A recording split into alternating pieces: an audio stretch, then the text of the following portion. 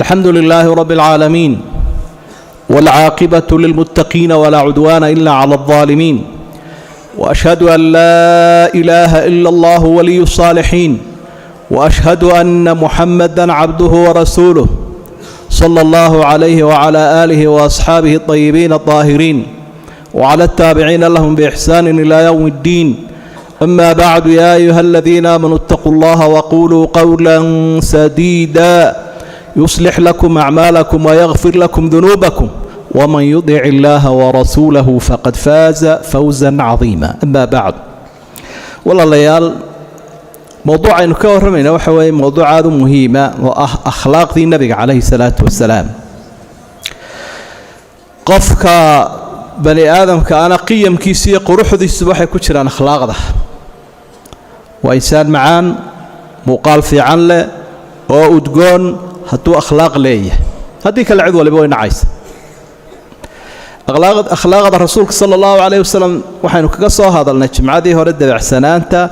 حتى مع العاصي قفك عاصي حتى سيدوها نونين يوسور ويني.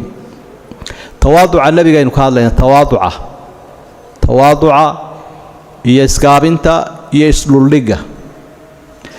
تواضع نوع له أحوال نوعيو ليه مرء وناكسيه هي مرء حيه إلا إسكابيه هاس لا يسودجا وقتيه حنتاي مرك قال لا يسايو يا مرك لا هذا يقف كبرية وأودي سيادون كيسكو كبرية وقتيه ذا تواضع ما وناكسنا. لكن الله تواضع الله يسولجا إلهي رسولك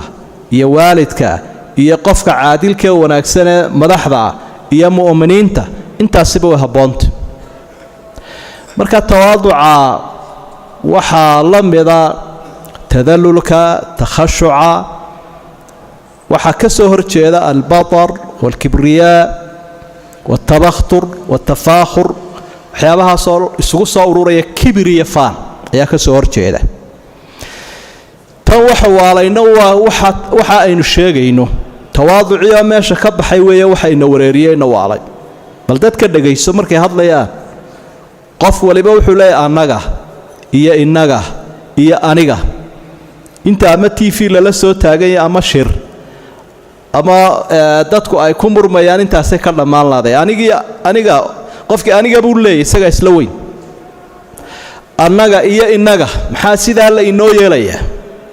iyadoo laga yaabo inay daalimiin dadku aan cidiba dulmiinba.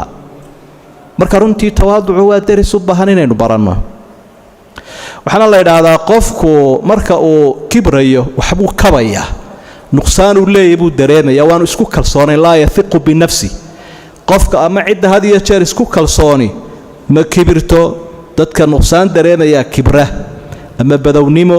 ama fulaynimo ama daciifnimo calaamadahaas uu ka turjumaya kibirku iyo amaan ma nabiga calayhi salaatu wasalaam dhaqankiisa inaynu raacno inuu kaga dayanana ilaahay baa ina faray waa diin cibaadooyinka ka mid sida maqaalkiisa iyo hadalkiisa loo qaadanaya muuqaalkiisana nabiga loo qaadanaya sallallahu alayhi wasallam. qofkii af carabiga garanay dhowr tusaale aynu xagga hore ku soo qaadanay oo nabiga calayhi salaatu wasalaam waxa ka mid ahaa tusaalayaasha had iyo jeer cidda timaada inaanay garanaynin baka uu yahayba asxaabtu markay saa u fadhiyaan lagama garanay nabigu waa kuma nidaamkii protocolaadka iyo majliskii weynaa iyo muuqaalkii wixii male marka cidda timaada waxay oranaysaa maxamed baan doonayaa waa kuma reer miyiga iyo aadiya jiraama nabi maxamed baan doonayaa baan asxaabiga rumaysan waa kuma wala tilmaamay xalale wakaalka fadhiya ilaa asxaabtu ay dalbeenayaan waxa fiican mala si lagu garto oo su'aalaha lagu weydiiyay inaan ku sameeyna meel lagu garto. markuu sida ahaa nabigu calayhi salaatu wasalaam labada dawladood hareeraha ka xigay reer Faris iyo reer Room madaxdoodu carshiyo waaweyn bay leeyihiin sariir lagu xardhay dahab iyo lacag xariirina ka soo horeyso dad sida qoryaha taagtaagan in hareeraha ka taagan tawaaduca nabiga calayhi salaatu wasalaam dadka had iyo jeer amaantiisa ku degdegaa uu israahdo way kugu xadgudbi muu eegan jirin nabigu uu joojin jiray. nabiga calayhi salaatu wasalaam nin baa u yima wuxuu leeyahay yaa khayrana wa ibn khayrina wa sayyidana wa ibn sayyidina saasuu amaanaya nabiga kii noogu khayr badnaa abihiina noogu khayr badnaa sayidka iyagii sayid ku dhalay ilaahay ka cabsada buuri oo shaydaanku yuu idinka faa'iidaysanini darajadan lee kor hay dhaafinina hadda uu yahay nabigu calayhi salaatu wasalaam sayidul bashar waana ka inoogu khayr badan laakiin wuxuu arkayaa in qofkaasi uu sii socon karo maxaa ku xadgudbi kara nabiga calayhi salaatu wasalaam wuxuu u degdegi jiray nabigu calayhi salaatu wasalaam isaga oo aan fudaydsanin da'yarta kuwa uu isiraahdo way xadgudbi doonaanoo diinta dhinaca kale uga dhici cabdullaahi ibnu camr ibn caas asxaabiga la yidhaahdaa wuxuu yidhi nabiga waxaa loo sheegay inaan salaad badanahay soomkii iyo salaadii iyo aan aad u badiyey sunnaha ahaydoo aan reerkii iyo ehelkiiba haleeli waayo jibbadu igu badatay rasuulku sala allahu calayhi wasalam aabbihii muu odhanin iyo cid kale bal soo tilmaama inaan koo hanuuniye isagaa soo lugeeyey ii yimid buuhi markaasuu i hor fadhiistay barkimo yaroo aan anigu markaa haystay baan u dhigay tiina muu ku fadhiisana dhexdayada iska taalay buuhi markaasuu daris iyo cashar siiyey waxaad arkaysaa tawaaduca rasuulka sala allahu calayhi wasalam asxaabtiisa wuu ka warhayay kuwa muuqda iyo kuwa dadka aan intooda badan arkayninba ee qarsoon mu'miniinta waaweyn ah laakiin ishu aan ahayna libidhsan dagaalkii Uhud baa la galay waa la kala food qaaday asxaabtu waraystay rasuulku sallallahu alayhi wasallam markaas wuxuu ragii yaa dhintay la 70 baa shahiiday maalinta bal la tiriyay buu ragii shahiiday kuwa dhaawaca oo arkaynaa waa la suuradaynaya markaas asxaabtu midba mid uu sheegay hebel maahay baanta markii ay iyagu wada joojiyeen ay yiraahdeen intaas u baanu garan karaynaa ayaa wuxuu nin baydaan wali sheegin afqid julaybiib asxaabigii julaybiib la oran jiray ayaanan haynin buu julaybiib waan inaan dadka inta badaniba aqoon laakiin qiso kalena uu leeyahay waa nin geesi oo nabigu ku ogaa calayhi salaatu wasalaam hal raadi waa la raadiyo waxa loo tagay 7 gaalada kamida kuwii waaweynaa isagoo dhulka dhigay isagana ay dileen rasuul waad igu banaantay aniguna adaan ka mid ahay aduguna aniga adiga mid gacmihiisa shariifka abu jinaasadiisii nabigu ku qaaday sallallahu alayhi wasallam ciidu ma dirine isaga meydkiisii qaaday oo aas tawaaduca nabiga waxa kamid ah sallallahu alayhi wasallam asxaabtiisa uu la nooliyay buu la shaqayn jiray halka inaga laga yaabo dadka akhyaarta ah madaxda iyo mudanku in loo adeego oo isaguna uu iska aqbalo iska fadhiiso inta la yiraahdo anaga qaadqaadi waxane muu yeeli jiray nabigu iyadoo loo heelana sallallahu alayhi wasallam sidaas xoogiisuna uu ku jiray tawaaduciisana uu ahaa dadkiisana uu ku tarbiyeynay maalmaha kamida biyaa la waayay marka rasuulku sallallahu alayhi wasallam waysadii uu yiri waan idin ka waraabinaya xadiidku waa saxiix iyadoo calku uu badan yahay ayaa waysadiisii kuyuu loo soo galo lagu soo hormaray sida darka looga cabo kale marka isagu uu shushubaya abu qataatana dadku gaarsiinaya marka la soo batay la soo buuqana wuxuu leeyahay kuyuuga hagaajiya silada safka inoo hagaajiya ilaa dadkii oo dhamay wada dhargeen muu odhanin hebel oo qaado aad dadka waraabi waxyaabu nabigu caan ku ahaa weey calayhi salaatu wasalaam asxaabtiisana qulubtooda uu ku kasbay maadaama uu sidaa ku dhex joogo mid kamid oo la shaqeynaya uu yahay waxa kamid ah rasuulka sallallahu alayhi wasallam waa namaadij min tawaaduci tusaalayaal weey dadku tusaalahay wax ku fahmaan hadal faqada ma aha waa tusaalayaal iyo talaabooyin camali ah oo nabigu qaaday oo akhlaaqdiisii wanaagsaneed quraanku ku amaanay ah aruurta yareed markuu soo maro daayirta inagu markaan meelaha ku aragna aanu ilaano orod wadada ka baneeyay xagu joogay inaga eri ciyaalka aynu ilaano markuu soo maro Anas bin Malik baa inooga waramayo Anas baa caadadiisu waxa ciyaalka markuu soo maro uu salaami jiro oo la hadli jiray waa la weydiiyay barigi dambe rasuulkan kaga dayanaya abu markuu dhalinyarada yaryar ee reer ansaareed ee reer Madiina soo maro intuu isla taago oo uu la sheekaysto oo madaxa u salaaxo ayuu u ducayn jiray nabigu calayhi salaatu wasalaam bal ilmaha yar inta loo qabtay ee aan la eriina la soo dhaweeyay de maskaxdiisa kama baxayso jacaylka uu jeclaanayo nabiga calayhi salaatu wasalaam ama qofka sidaa sameeya bal uu sii dhaafi jiray oo uu la kaftami jiray kuwa yaryar aan 10 ka gaarin mid yar baa jiroon walaalahayn buu Anas markaas Aba Umayr baa la oran jiray wuxuu oran jiray Aba Umayr ma faala Nughayr muxuu sameeyay shimbirkaaga yar bal ka waraneed ku ciyaari jirtay waa qadiyad runtii aad u muhiim ah hadii taa la yeeli waana adiga arkay ciyaalku baabuurta intay naga xadan ay naga jabinayaan kubaddooda markaad kaga ciyaarto iyagiina erido dagaalunbay kula galayaan gaadhiga ciyaaliga jabiyeen dawa qaaraad la dagaalantay haddii la soo dhoweyn lahaa masaajidka waa in lagu soo dhoweeyo oo haddii aad u yaryardiina waalidku gacanta hayo haddii kalena dee la ilaaliyo oo laga warhayo ay maqalkeenna iyo muuqaalkeenna ay agtaane wanaaggaa ku koraan ilan jiil baynu rabaynaynana dhexlayeen tawaaduciisa waxaa ka mid ahaa nabiga calayhi salaatu wasalaam annahu kaana yushaarik fii khidmati ahli xaaskiisa iyo xaafaddiisa marka uu joogo wuu la shaqayn jiray nebigu calayhi salaatu wasalaam waxaa laga shaqaynayaa waa maxay waa dharkii oo la maydho waa kabihii oo la tolo waa gurigii oo la habeeyo waa raashinkii oo la kariyo waxyaabaha caaisha waxay leedahay intaasuu qaban jirayoo kaana fii khidmati ahli fii mihnati ahli khidmada reerku ku jirayo waxbuu nala qabanayay fa idaa xadarat isalaatu kharaja ila asalaa wakhtiga ilaahay markuu yimaado ehelka waa laga tegayaa salaadu markay timaado salaadu tegayaa nebigu calayhi salaatu wasalaam innagana dumarkii iyo xaafaddii waxaynu barnay in odaygu hadduu kitchenka soo agmaro ama meelaha wax laga qabanayo dadka dabadda maaha oo dadkeenna gudaha dembiba ay tahayba ay odhanayaan naga fadhiisahana ceebaynayna yaan dadka ilaahay nagu arkin adigoo kitchenka noogu jire waa dhaqan fiican oo dee hooyooyinkeenna iyo hablaheennu inay noo adeegaan oo ayna ixtiraamaan wax wanaagsan weeye laakiin waxaa jira dee xaalado ama ay xanuunsanayaan ama uur leeyihin ama itaal daran yihiin intaasoo ninoo xooga oo odaygii iyo dhallinyaradiina ay joogaan oo wax loo soo karinaya halkan fadhfadhiyaan dee sax maaha waa nooc dulmiya marka wiilashiibaa hablihii ka xoog badan odaygii baa laga yaabaa islaantii inuu ka xoog badan yahay marka inuu u shaqeeyo haddee iyadu ixtiraamtay isaguna inuu ixtiraamo oo wixii adeega la qabto wax wanaagsan weeye oo hadyigii nebiga calayhi salaatu wasalaam tawaaduca nebiga waxaa ka mid ahaa sala allahu calayhi wasalam annahu kaana yarkabu alximaar dameerkuu fuuli jiray ka madaxa dameer fuulaya maanta waayo faras baanay fuulayn sida loo fuulaanaya qoomba nebigu calayhi salaatu wasalaam wuxuu ahaa nin adag oo wadaad daciifiya mid madaxoo daciifa midna oo cagabaruura laguma tilmaamaynin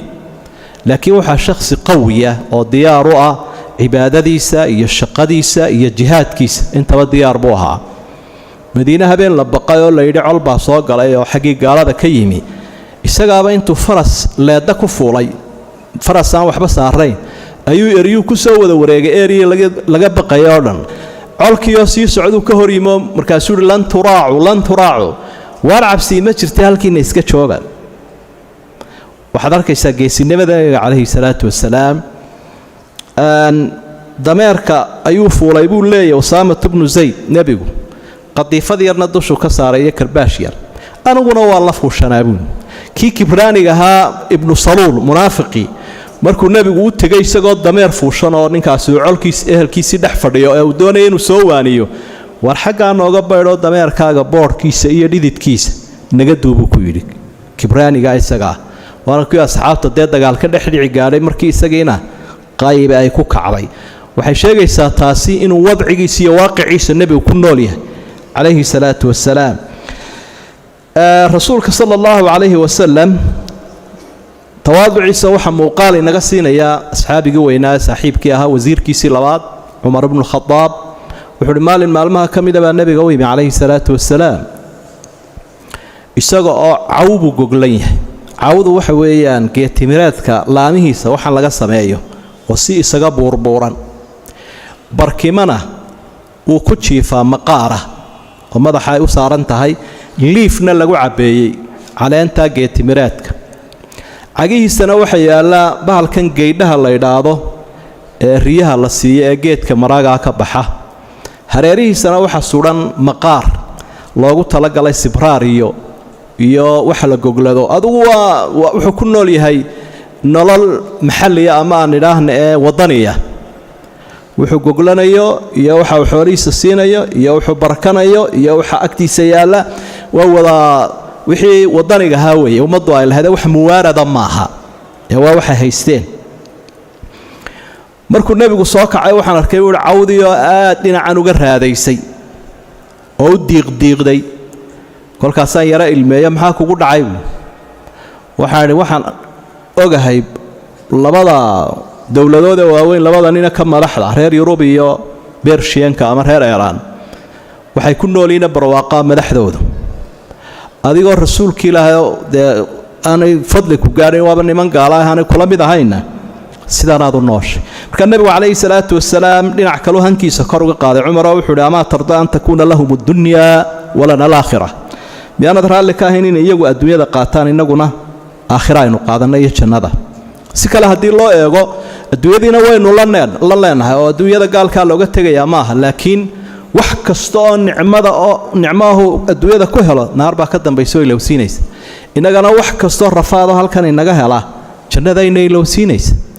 marka nicmadoodu iyo jannadoodu intan yar haystaan bay ka dhigan tahay weeye cumar ha ku walaacay marka rasuulku sallallahu alayhi wasallam muu ahayn mid gashan kaba aanu lahayn ama shaar aanu lahayn gashan wasaynu nool lahay kaba aynu leenahay kaba inaga waaweyn baynu gashanay iyo shaar inaga weyn waxaynu cunno iyo waxaynu cabno iyo waxaynu xidhanno iyo waxaynu dhisannaa dhammaan waa wada waarad intooda badan mana samaysano lacag baynu ku raadinaa siday nagu soo gashay ilaahayba ogyahay oo iska adag bal ka waran haddii dadka alaabta inaga iibinaya ay yidhaahdaan waanu diidnay inaanu kaa iibinay lacagtaada hayso maxaynu samaynaynaa maxaynu cunaynaa maxaynu xidhanaynaa waanaynu ka kibirnay kabaheennii la toltoli jiray iyo waxeenni marka runtii waa mushkilad jirta weeye waxay noqonaysaa tuu nebigu sheegay qof faqiiroo haddana kibraya in baahidaaduna aad u badan tahay wax soo saarna aanad lahayn wixii aad lahaydna aad ka kibirsanti idan markaa tawaaducay ka mid tahay iyo kibir la'aanta iyo kalsoonida ummaddu inay xidhato waxay iyagu samaysteen dhisato waxay samaysteen cunaan wixii ay la soo baxeen nebigu tusaalaha inoogu yahay calayhi salaatu wasalaam waa taa weeye waxaa ka mid ahaa tawaaduciisoo sideedaad sida abi hurayra xadiidka saxiixa inoogu soo warinayo nebigu hadiyadaha wuu aqbali jiray haba yaraatee wixii casuumada loogu yeedhana wuu tegi jiray ilaa ay yuhuuddu taa fahmaan isku dayeenba inay kaga faaidaystaanoo waa tii intay dee casuumeen ay neef u suneeyeen hilib u suneeyeen rasuulku sala allahu calayhi wasalam ee ilaahay ka badbaadiyo marka wixii taxadiri waa halkiisa iyo dadku dadaalka ay qaadanayaan laakiin waxaa laga hadlayaa taxadirka iyo dee way kala duwayn tawaaduco wixii khatara mar walba hadday madax tahay cayaan tahay waa la iska ilaalinayaa feejignaantuna waa muhiim laakiin ta laga hadlayaa waxa weeye ummadaada inaanad ka kibrin aad ku dhowdahay oo ku dhowaanshuhu wax badan buu leeyahay dadka quluubtoodana waa lagu kasbanayaa qofku xaqiiqadana wuu ogaanayaa iyo waaqica dhabta ah cid kama waraysanayo qof warbixin ku nool noqon maayo oo go'aamo khalada qaata laakiin xaqiiqadiibu si dhaba ogaanaya ummadiina way ku jeclaanaysaa cadowgiisuna wuu yaraanayaa cid laga ilaalinayaaba ma jirto dee ciduu dulmiyayo ku xadgudbayuu ku kibrayaaba haddii aanay jirinba wuxuu nebigu leeyahy low duciitu ilaa diraacin aw kuraacin la ajabtu walow uhdiya ilaya diraacun aw kuraacun la qabiltu haddii la iigu yeedhi lahaa naafadhiya dhudhunkii ama raafkiisan hoose amaba la ii hadiyeyn lahaa dacwaddaa iyo yeedhmadaana waan ajiibi lahaa hadiyadaana waan aqbali lahaa buu leeyahay rasuulku sala allahu calayhi wasalam waayo hadiyaddu haba yaraate waxa ay sheegaysaa qadarin ayay sheegaysaa iyo xusuus marka qofka xorta ah xurmaa deeqda leeyahay qofka bidahana bay yidhaahdeen soomaalidu cunaa deeqda cunno maaha arrintu laakiin waa xurma waa la xurmeeyey buu markaa nebigu le calayhi salaatu wasalaam marka ciddaa ay xurmaysay waan ka aqbalayaa marka walaalayaal khayr allahayna siiyo waxa mushkiladda soomaalida haysata waa kibir iyo qab dhaafay ayaa laba qabiil qaran ku weydaa qabka laguu sheegaya reer hebel qab bay leeyihin waaba lagu faaninaya isna uu faanaya qabku de waa kibir marka waanu kibirnaa iyo hebel wuu kibraa iyo ha loo ictiraafo waa ceeb ammaan maaha idan markaa waxaa diinteennu ay faraysaa dhaqanka fiicanina uu yahay kalsooniduna ay tahay dadku inay noqdaan dad waaqiciina wadcigooda ogol walaaltinimadooda ogol iswadan kara tawaaduca nabiga kaga dayda calayhi salaatu wasalaam